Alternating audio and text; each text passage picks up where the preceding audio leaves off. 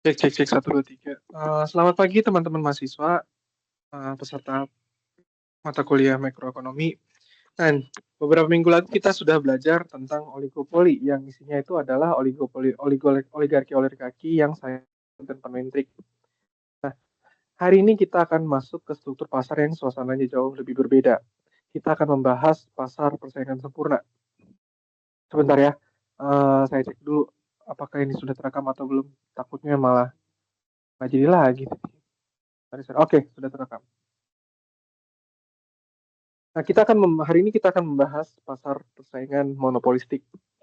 Nah, materi ini sangat penting karena sadar atau tidak, 90% mungkin uang dari yang kita hasilkan dari jerih payah kita itu habis di pasar ini.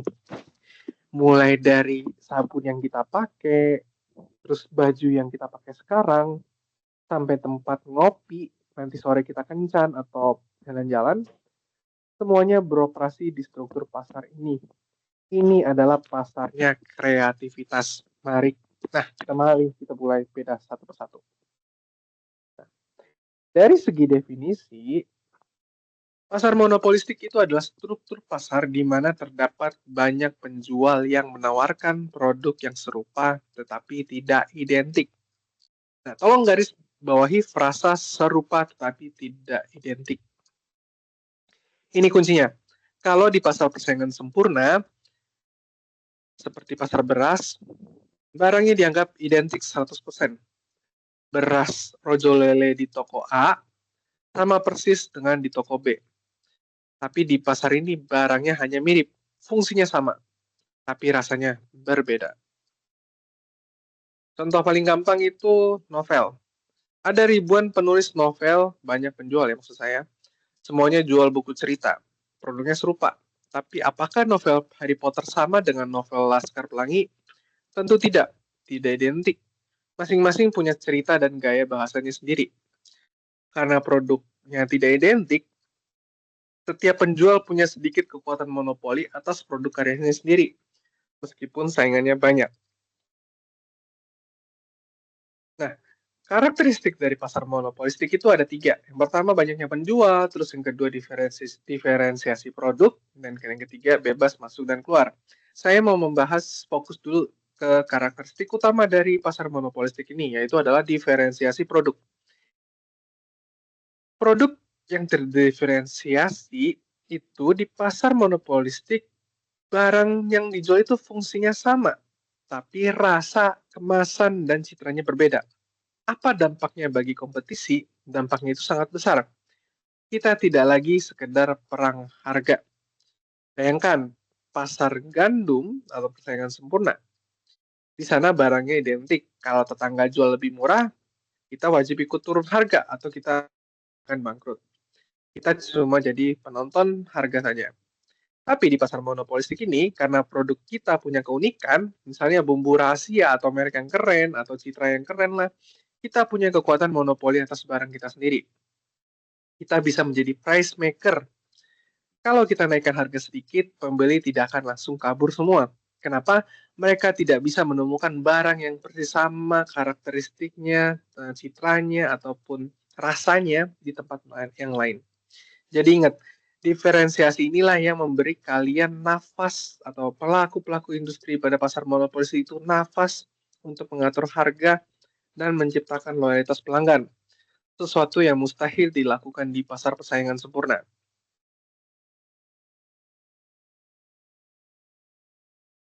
Nah, untuk karakteristik yang kedua, banyaknya penjual. Pasar monopolistik itu banyak, rame penjualnya. Ada banyak penjual yang bersaing memperebutkan kelompok pembeli yang sama. Tidak ada satupun penjual raksasa yang mendominasi pasar ini. Berbeda dengan oligopoli yang cuma diisi 2-3 pemain besar. Di sini setiap penjual relatif kecil dibandingkan ukuran pasar secara keseluruhan. Yang ketiga, bebas masuk dan keluar. Ini karakteristik yang menjamin persaingan tetap sehat. Di pasar ini tidak ada tembok penghalang yang tinggi. Berbeda kalau pasar monopoli dan oligopoli, barriers to entry-nya atau temboknya itu sangat tinggi. Tapi kalau di pasar monopolistik, walaupun menyerap dari kata monopoli, pasar monopolistik Tidak ada barriers to entry-nya. Orang bisa bebas masuk dan keluar dalam pasar ini. Jika industri sedang untung besar, siapa saja bisa dengan mudah untuk membuat bisnis serupa.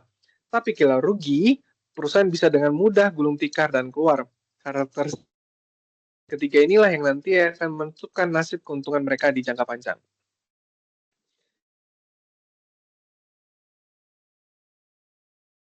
Nah, di slide ini, saya akan menjelaskan bagaimana sebenarnya cara penjual membedakan produk dari pesaingnya.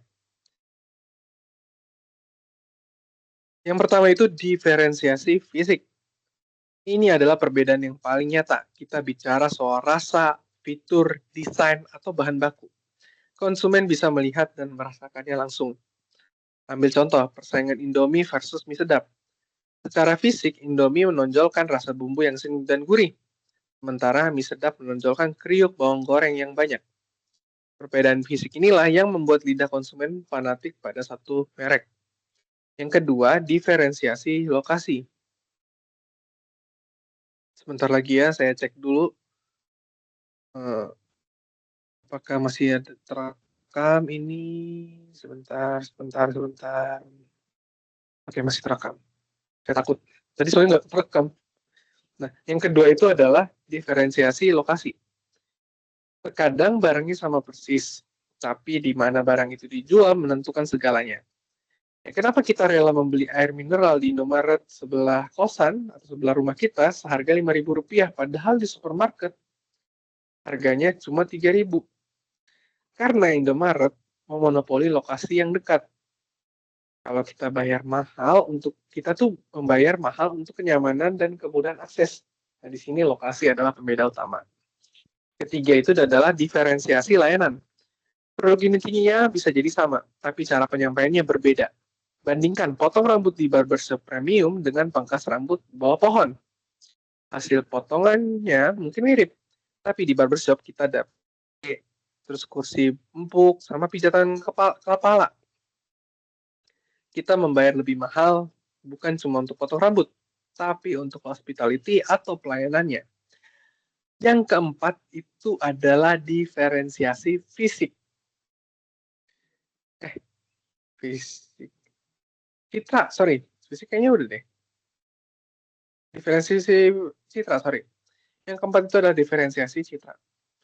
Ini adalah bentuk diferensiasi yang paling mahal karena bermain di persepsi otak konsumen. Barangnya mungkin biasa saja, tapi iklannya menciptakan aura gengsi. Contohnya, tas Louis Vuitton. Fungsinya sama dengan tas biasa untuk bawa barang, tapi orang membelinya untuk status sosial. Iklan menciptakan ilusi bahwa memakai merek ini membuat kita terlihat sukses. Jadi kesimpulannya, di pasar monopolistik, perusahaan tidak cuma bersaing membuat barang terbaik, tapi bersaing menciptakan citra, lokasi, dan layanan yang terbaik. Nah, dampak dari diferensiasi ini dibagi dalam 3 implikasinya. Yang pertama itu pergeseran kekuatan, yang tadinya menjadi price maker, yang tadinya kita price taker, sekarang jadi price maker. Karena produk kita itu dianggap unik, kita punya kekuatan monopoli atas barang kita sendiri. Di pasar persaingan sempurna, kalau kita naikkan harga 100.000 lagi, Rp100 saja, pembeli kabur semua. Tapi di sini tidak. Jika Starbucks menaikkan harga kopinya, mereka tidak akan kehilangan semua pembelinya. Kenapa? Karena pembeli setia atau membernya menganggap kopi merek lain rasanya tidak sama. Diferensiasi membuat kita mempunyai kuasa untuk menentukan harga, meskipun kuasanya tidak absolut pasar monopoli murni. Dan yang kedua, bentuk kurva permintaan dari pasar monopolistik itu miring ke bawah, tapi elastis. Implikasi grafisnya yang adalah kurva permintaan yang kita hadapi itu miring ke bawah. Artinya, kita bisa menaikkan harga untuk meningkatkan profit, tapi hati-hati, kurva ini sangat elastis. Karena barang substitusinya itu banyak. Kalau kita serakah menaikkan harga terlalu tinggi, konsumen akan tetap pindah ke pesaing. Jadi kekuatan kita dibatasi oleh keberadaan produk pesaing yang mirip. Yang ketiga, itu munculnya persaingan non-harga. Ini dampak paling nyata di lapangan, karena perusahaan takut terjebak perang harga yang bisa bikin bangkrut, mereka mengalihkan medan pertempurnya ke persaingan non-harga. Nah, inilah sebabnya kenapa biaya iklan di pasar ini sangat besar. Berbeda ya, kalau di pasar oligopoli kan mereka akan perang harga. Gitu. Tapi kalau di sini, itu kompetisi non-harganya sangat ketat. Mereka tuh bersaing, mempercantik kemasannya, contohnya mereka bersaing membuat iklan paling emosional, terus kemudian mereka bersaing membuat inovasi varian rasa baru, dan sebagainya. Itu yang strategi-strategi mereka untuk berkompetisi di non-harga. Jadi diferensiasi mengubah fokus kompetisi dari sekedar efisiensi biaya produksi menjadi efisiensi pemasaran dan inovasi. Nah, teman-teman, kita terjemahkan konsep abstrak yang tadi kita dengar, yang tadi saya jelaskan, ke dalam grafik ekonomi yang konkret. Nah, perhatikan baik gambar-gambar di slide ini ya. Di sini kita membandingkan wajah permintaan yang dihadapi oleh 3 penguasa pasar yang berbeda. Pasar monopoli dan oligopoli, serta monopolistik, dan juga pasar persaingan sempurna. Sorry, bukan ada 3, 4 malah. Yang pertama kita lihat dulu kurva monopoli. Nah, kurva monopoli itu suram, inelastik. Kenapa? Karena dia pemain tunggal. Contohnya, jika PLN menaikkan tarif listrik, kita mungkin marah, tapi kita tetap bayar karena tidak ada pilihan lain. Kalau kita tidak bayar, ya kita akan dipotong listriknya, kabelnya. Konsumen tidak punya tempat larian lagi. Nah, kalau yang pasar oligopoli, dia sedikit elastik. Nah, kalau pasar persaingan sempurna, dia sifatnya inelastik. Sorry, ini inelastik, ini juga sedikit ada di tengah-tengah inelastik dan elastik. Kalau di pasar persaingan sempurna itu elastis. Ada satu penjual yang merubah harga, dia tidak akan mendapat kue dari ekonomi pasar persaingan sempurna. Makanya stay harus di sini. Tidak akan mendapat pelanggan lah kalau misalkan kita menurunkan harga dari sini ke sini, kecuali pasar berusaha secara bersama-sama menurunkan harga. Tetapi kalau ada pasar yang menaikkan harga, bukan pasar, satu penjual menaikkan harga, dia tidak akan bisa berkompetisi. Nah, kalau di pasar monopolistik, dia punya karakteristik yang seperti monopoli, tetapi dia tidak punya kekuatan sebesar monopoli. Ketika dia menurunkan harga, karena kurvanya elastis, konsumen di pasar monopolistik itu sangat sensitif ketika dia menurunkan harga. Ketika dia menaikkan harga, banyak akan pelanggan yang hilang dan akan berbondong-bondong ke tempat lain. Seperti itu.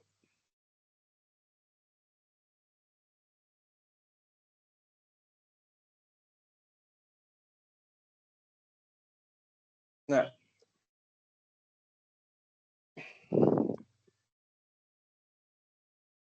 teman-teman, sekarang kita pindah ke materi tentang masuk ke ruang mesin keputusan perusahaan. Pertanyaan besar dari pasar monopolistik adalah, sebagai manajer di pasar monopolistik, berapa banyak barang yang harus kita produksi dan di harga berapa kita menjualnya supaya untung maksimal? Jangan pakai perasaan, kita pakai logika ekonomi. Secara jangka pendek, seperti saya bilang tadi, pasar monopolistik itu mirip monopoli. Namun secara jangka panjang, pasar monopolistik itu lebih mirip kepada persaingan sempurna. Kita lihat dari grafiknya ini. Pertama-tama kita cari titik kuantitasnya. Perusahaan akan terus memproduksi barang selama tambahan pendapatan atau marginal revenue, ya, yang di garis hijau ini, lebih besar daripada, bukan lebih besar, masih lebih besar dari tambahan biaya. Jadi kuncinya produksi berhenti tepat saat MR sama dengan MC. Di grafik, nih ya, di grafik ini, cari titik potong silang antara garis merah, bukan garis merah nih, garis merah ya, garis merah, dan garis MR. Nih ya, dan tarik garis ke bawah, nih, antara pertemuannya. Nah, itulah jumlah output ideal kita. Nah, untuk menentukan harga, tidak bisa kita langsung berkesimpulan bahwa harganya di sini. Nah, untuk menentukan harga, itu ingat, kita itu punya di pasar monopolistik, punya kekuatan monopoli. Kita bisa jual di harga yang lebih tinggi sesuai kesediaan bayar konsumen. Nah, dari titik kuantitas tadi, tarik garis lurus ke atas sampai menyentuh ke kurva permintaan. Di sini, kurva permintaannya di sini. Nah, disinilah konsumen seberapa besar rela membayar pada titik harga tertentu dan juga titik kuantitas tertentu. Nah, dari titik kuantitas tadi, kita dapat harganya berapa. Setelah ketemu harganya, bandingkan dengan biaya rata-rata di titik tersebut. Ya, di sini kita bandingkan ya di titik AC. Jika harganya di atas garis biaya, harga di atas garis biaya, berarti kita untung. Namun jika harga di atas garis, di bawah garis biaya atau ETC, berarti kita rugi. Jadi di jangka pendek, perilaku kita persis seperti monopoli. Kita membatasi jumlah barang di titik MR sama dengan MC, lalu memasang harga setinggi mungkin sesuai kurva permintaan.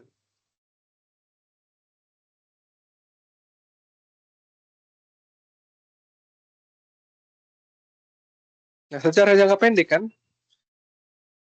secara jangka pendek, perusahaan monopolistik itu berperilaku persis seperti monopolis. Jika produk kita unik atau baru, misalnya kroffel, baru pertama kali muncul kan ramai tuh ya. Kali kita tuh menghadapi permintaan yang kuat. Kita bisa menetapkan harga di atas biaya rata-rata. Nah, lihat area kotak yang diarsir ini ya, ini adalah laba supernormal ya nih, profitnya. Kita menikmati keuntungan yang besar karena belum banyak persaingan yang bisa meniru keunikan. Nah, di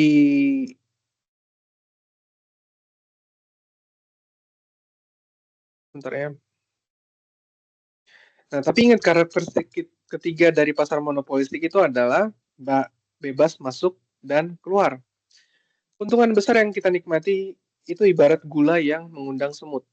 Nanti akan banyak yang berbondong-bondong para calon-calon pesaing masuk ke pasar yang sudah kita kerjakan.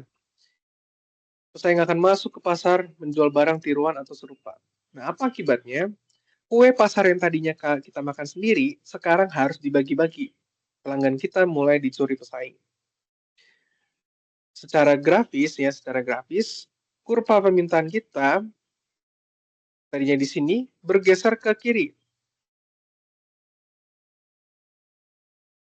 Proses masuknya pesaing ini akan terus terjadi sampai kapan? Sampai keuntungan supernormal tadi tidak tersisa.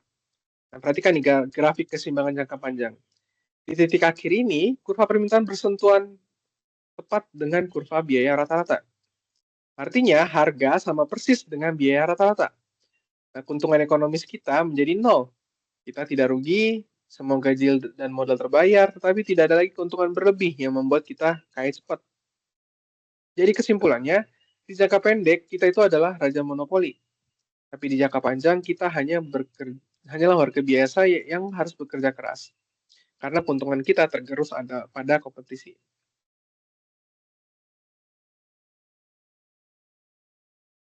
Nah, teman-teman, sampailah kita pada evaluasi kritis. Di slide ini kita mau menjawab pertanyaan, apakah pasar ini baik untuk masyarakat? Jawabnya tidak sepenuhnya efisien. Dosa ekonomi yang terjadi di sini yang digambarkan oleh grafik ini.